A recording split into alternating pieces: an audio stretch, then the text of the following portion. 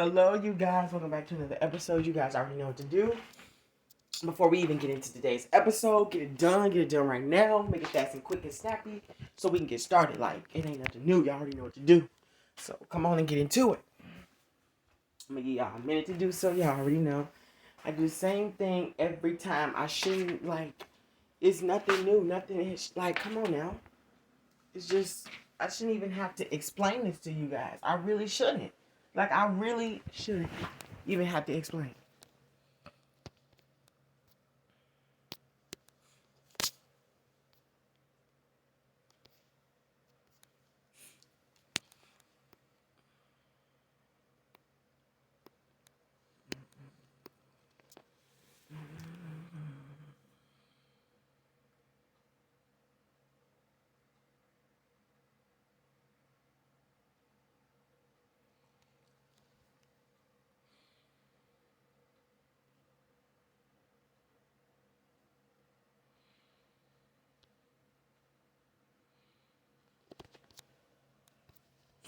Okay, let's get into today's episode. Y'all know where that song came from? That was from Oh Because I Like the Boy. Y'all probably figured that out though. But let's get into it. So one of the most everybody knows Wanda has been, and I know I talk about her a lot, but we can all be real that Wanda has gone through it, man, and it's not even funny. It's like really sad. Like she's been through a lot through these past few I would say not even these past few years. She's gone through a lot, with losing her brother and all that. So we're gonna get into how WandaVision uses the stages of grief to understand Wanda's mental state. WandaVision has been a wacky ride through classic TV sitcoms which serve as the backdrop for a perfect suburban life. Wanda's make-believe world has been unraveling. While viewers familiar with the Avengers heroes, Wanda and her husband Vision have been confused about what exactly has been going on in the town of Westview. The truth about their lives is getting clearer with each episode, and now the latest episode not only doubles down on Westview having been taken down over by Wanda, but shows that she and Vision are far from the only superpowers in it. Wanda, it seems, is grieving his loss and it is grieving Vision, and in a very big way. And the signs are certainly there as she cycles through the stages of grief: denial, anger, bargaining, depression, and acceptance.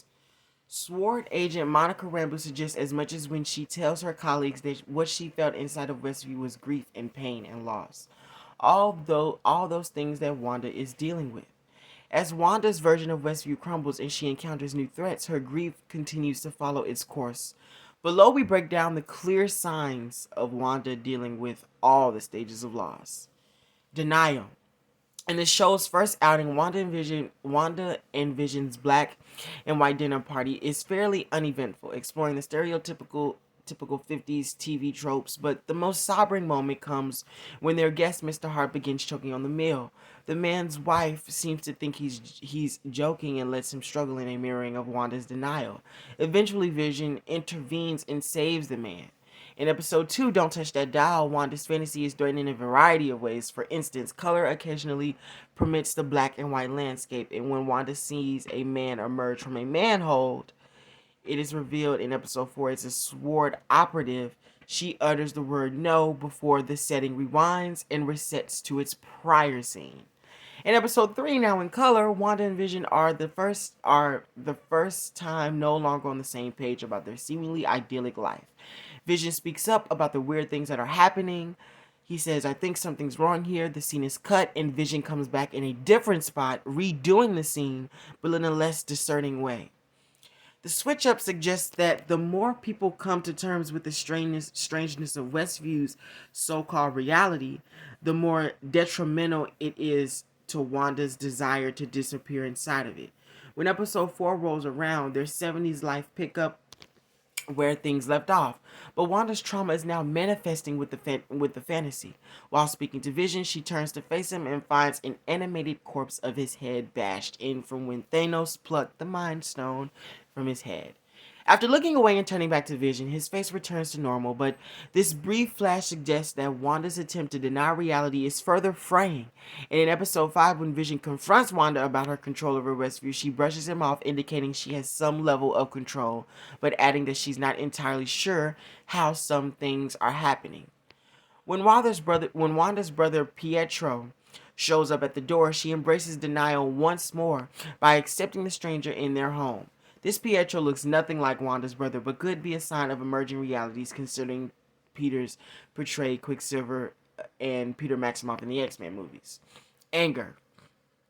In episode 4, when Wanda pushes Geraldine, who is really Monica Rambeau, out of Westview, it's clear that her anger is surfacing. The trouble begins when Wanda mentions her twin brother Pietro, who had died, and Geraldine says he was killed by Ultron, wasn't he?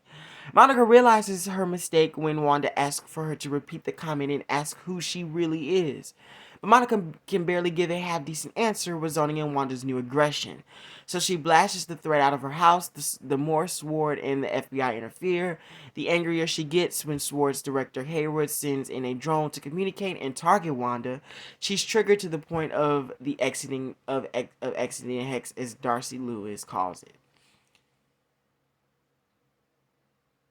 In episode 6, moments after she sees this corpse version of her brother, Wanda discovers that Vision is in trouble. Pietro makes a comment about her dead husband, that her dead husband can't die twice, and Wanda blasts him across Westview's town center in a rage. When Monica breaks through the Westview border again in episode 7, she's changed permanently, gaining some sort of powers on her re-entry. Running to Wanda's house, she tries to help her, but is met with pure anger as the Scarlet Witch accuses her of wanting to hurt her and her family. Monica attempts to reassure her, but she had nothing to do with Hayward's drone being armed. But this doesn't satisfy Wanda. Monica has guilt by association in Wanda's eyes, making her a threat to the world she's trying to maintain. Bargaining. Bargaining starts a little early in the 5th episode when Wanda exits the Alter Westview to return Sword's armed drone and tells them to stay away. This will be your only warning. Stay out of my home. You don't bother me, I won't bother you, Wanda tells Hayward. The exchange is an admission of her role in taking over Westview, but also makes it clear that she could cause more damage if they don't cooperate with her. Depression. In episode 7, she's full on depressed. She begins the episode under the covers of her bed and tries to justify her recent expansion of Westview's borders. Tries to ignore her kids and appears disheveled in frumpy clothes and is barely struggling to control her constantly changing environment. Wanda's out of whack, and Vision's notable absence isn't helping her morale. When the person behind her Modern Family-esque sitcom lens, breaking the fourth wall, asks if she deserves things to be falling apart, Wanda says, "You're not supposed to talk."